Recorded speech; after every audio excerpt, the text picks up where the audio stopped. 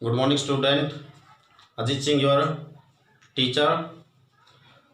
जैसा कि बच्चों आप जानते हो कि हमने यानी एक पोएम द वाइंड वो पढ़ते आ रहे थे अभी तक। उसका एक स्टैंजा हमने पढ़ लिया है, तो वो स्टैंजा हमने व्हाट्सएप पर भेज दिया था। आई होप आपने अच्छे से उसको पढ़ लिया होगा। तो उसी कड़ी को आगे बढ़ाते हुए अब हम अपना सेकंड स्टैंजा पढ़ने जा रहे हैं।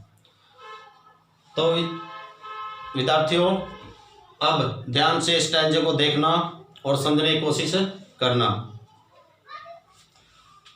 He won't do what you tell him। तो he मीन वह won't ये शॉर्ट फॉर्म में लिखा गया है। इसकी फुल फॉर्म क्या है? will not, अर्थात यहाँ पर फ्यूचर इंडेफिनिट टेंस का प्रयोग किया गया है। He will not do means करना। तो जैसा कि विद्यार्थी आप जानते हो हम किसके बारे में पढ़ रहे हैं? हम पढ़ रहे हैं वाइंड। इस पोएम में वाइंड के जो एक्शन है उनको बताया गया है कि हवा किस प्रकार आती है और हमारे घरों को, हमारी खिड़कियों को, हमारी पुस्तकों को तबाह कर देती है। तो अब यहाँ पर यानी पोएट तो हवा के लिए क्या बोलता है? ही विल नॉट डू, वह ऐसा काम नहीं करेगी। वट मीन्स यहाँ पर इसकी हिंदी क्या है? जो। कई बच्चे सोच सकते हैं वट की हिंदी क्या होगी, लेकिन नहीं, क्योंकि यहाँ पर देखो पीछे कोई भी साइन ऑफ इंटरोगेशन नहीं है। अगर यहाँ पर साइन ऑफ इंटरोगेशन होता तो इसकी हिंदी क्या करते आप? क्या। तो वट की हिंदी क्या? जो। तो ही विल नॉट डू, वह ऐसा नहीं करेगी। ही किसके लिए है? ही वाइंड के लिए। तो वह ऐसा नहीं करेगी जो तुम उसे बताओगे। एक बात और समझने की है इसमें, ये क्या है? Conditional sentence. तो यहाँ पर देखो, जो तुम उसे बताओगे, हिंदी के अकॉर्डिंग तो यहाँ पर क्या है? गागेगी। तो कंडीशनल सेंटेंस में जिसमें शर्त होती है वहां पर हम प्रेजेंट इंडेफिनिट का प्रयोग करते हैं। तो हम इस लाइन को थोड़ा दोबारा से फिर देख लेते हैं। वह ऐसा काम नहीं करेगी जो तुम उसे कहोगे। कवि आगे क्या बोलता है? कम, इसलिए आओ, लेट्स बिल्ड स्ट्रॉन्ग होम्स। यहाँ पर पोएट हमें हवा के लिए सचेत करना चाहता है कि वो शक्तिशाली है, पावरफुल है, लेकिन हम उसे कैसे बच सकते हैं? उसी से बचने के लिए हमें कुछ सुझाव देता है, हमें सलाह देता है। Come let's build strong home. तो हम हवा से कैसे बच सकते हैं? लेट्स मीन आओ,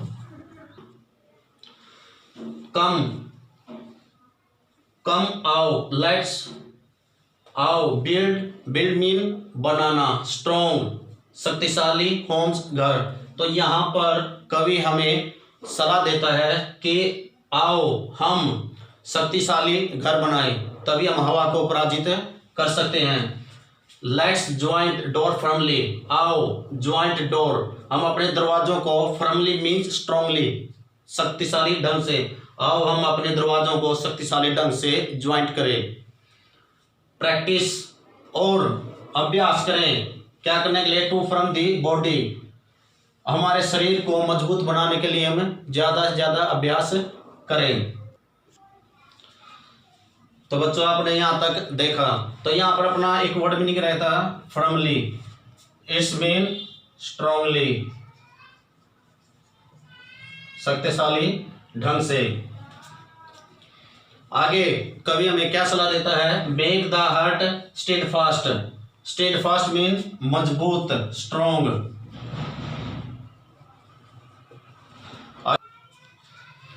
मेक द हार्ट, हमें क्या सलाह देता है कवि? कि हम अपने दिलों को मजबूत बनाएं, तेज हवाओं से घबराएं नहीं। डू दिस, ये काम करो। Wind will be friends with us. तो आगे हमें सलाह देता है कि अगर हम ये काम करेंगे तो जो हवा है वो हमारे साथ दोस्ती करेगी, अर्थात हमारी दोस्त बनेगी। Wind blows out weak friends, wind, यही हवा होती है, क्या करती है, ब्लोज आउट मीन बुझाना, एक्सटिंग्विश,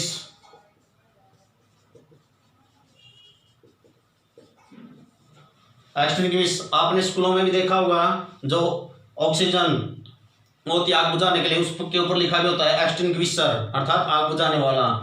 तो ये हवा होती है, ये क्या करती है, वीक फायर, जो कमजोर आग होती है उसको बुझा देती है। ही मेक स्ट्रॉन्ग, आगे ही मेक स्ट्रॉन्ग फायर, और यही हवा क्या करती है, ही मेक स्ट्रॉन्ग फायर, ये उसी आग को शक्तिशाली बना देती है, अर्थात उसमें एक प्रचंडता पैदा कर देती है और उसको बढ़ा देती है। फ्लोरिश मीन इंक्रीज, बढ़ाना, और उसकी ताकत को बढ़ा देती है। हे फ्रेंडशिप इज गुड, अब हवा की प्रशंसा करते हुए कुछ लाइनें लिखी हैं, उसकी जो दोस्ती है वो अच्छी है।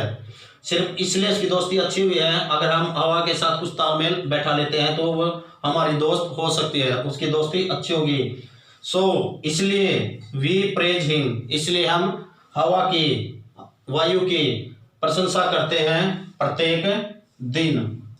आई होप ये स्टैंजा आपको अच्छी तरह से समझ में आया होगा। नेक्स्ट स्टैंजे के लिए हम फिर कल एक नए वीडियो के साथ आएंगे, तब तक के लिए थैंक्स, धन्यवाद।